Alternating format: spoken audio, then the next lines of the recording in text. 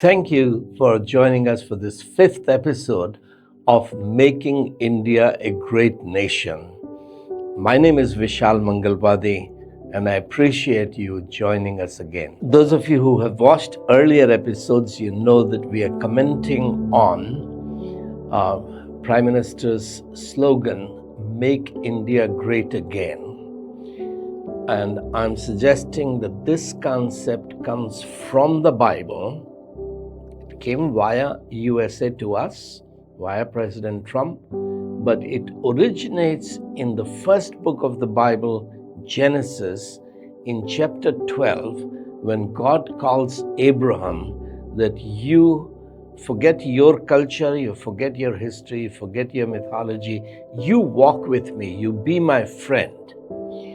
I will bless you, I will make your name great, I will make you a great nation, a land flowing with milk and honey, and I will make you a light to the nations, because through your offspring, I plan to bless all the nations. And we are looking at how God began to fulfill that promise to Abraham, but also to India. So one of the first things God does for Abraham's descendants is gives them the 10 commandments, a written text. If God has given a written text, you have to learn to read.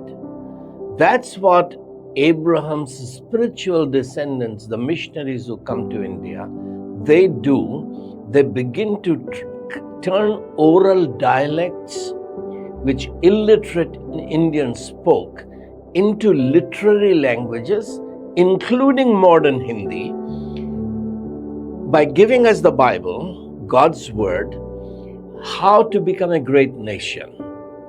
Now, they built great institutions, and these great educational institutions were built, and I have many quotations to document what I'm saying in this book. These educational institutions were built by missionary movement in order to train Indians to govern India.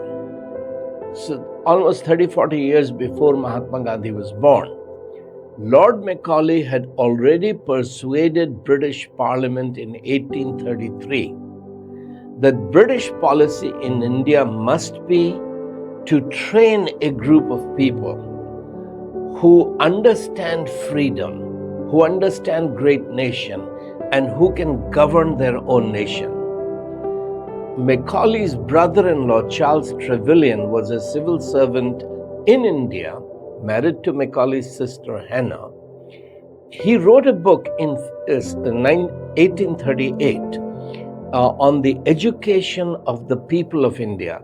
And he begins his book on the education of the people of India with a very clear statement that the reason for educating India is to make it possible for Indians such as Nehru, Ambedkar, Gandhi to govern India themselves.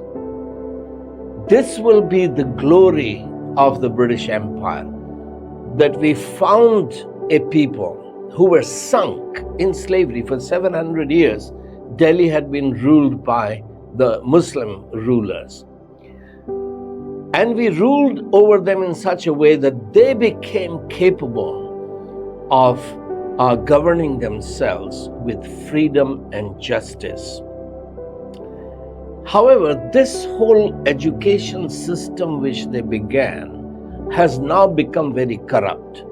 If you want to start a private university, a medical college, and an engineering college, you have to give huge bribes to the chief ministers, to ministers of education, to bureaucrats, because Indian political system has become very corrupt. Once a businessman or a community has given big bribes to the governments to establish a medical college or an engineering college or a university, then he has to suck off the money from students and their parents and their grandparents and their relatives to recover the bribes that he has paid, the capital investment, and to pay the teachers to teach. So these educational institutions are no longer capable of blessing ordinary Indians, those who cannot afford to pay big capitation fee or big monthly fee. So poor are becoming poorer. The rich who can afford the education, afford training for their children, they are becoming richer, and they leave India and go to other places and make a lot of money, or at least try to. Therefore, what can Abraham's spiritual descendants do today to make India great again? That's the question.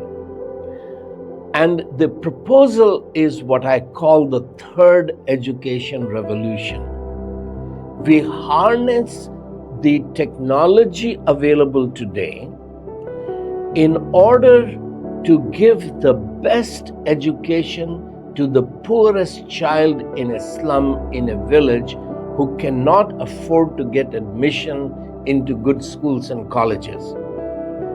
We'll create a new encyclopedia using AI. All the content will be translated immediately into the good languages, in languages of India.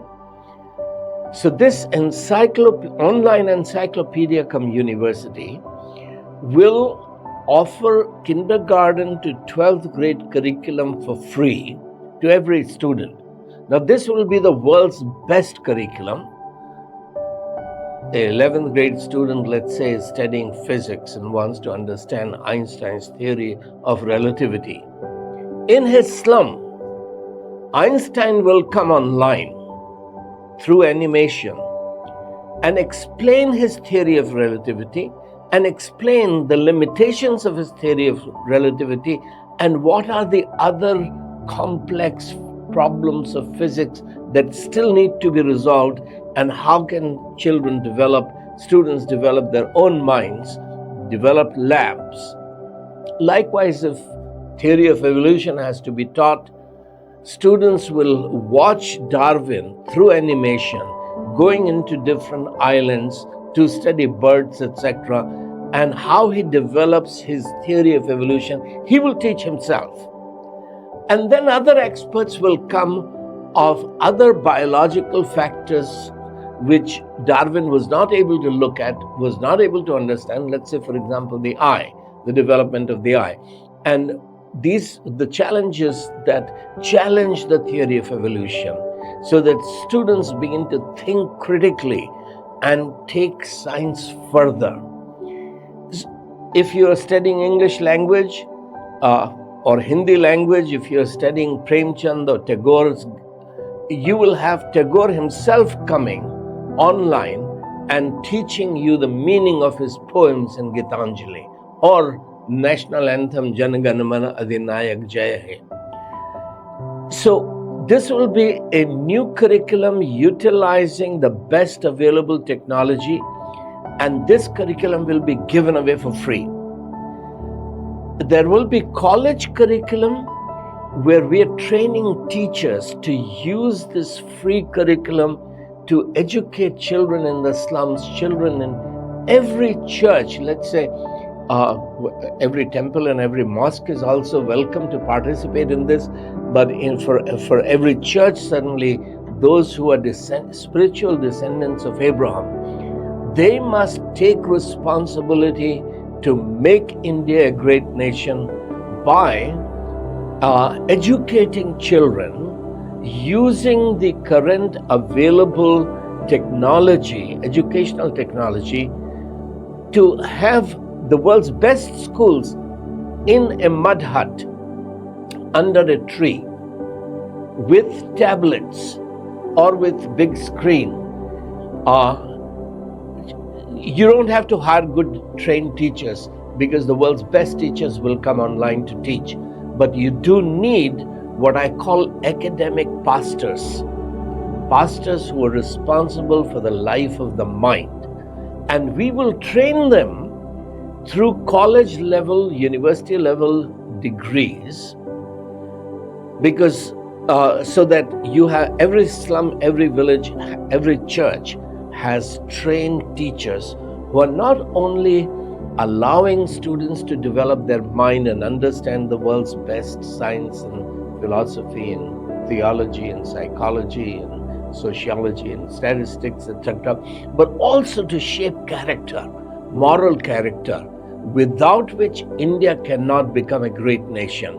So this is the third education revolution, and we will be having an online Zoom discussion on the 5th of April on this, how do we launch the third education revolution in India.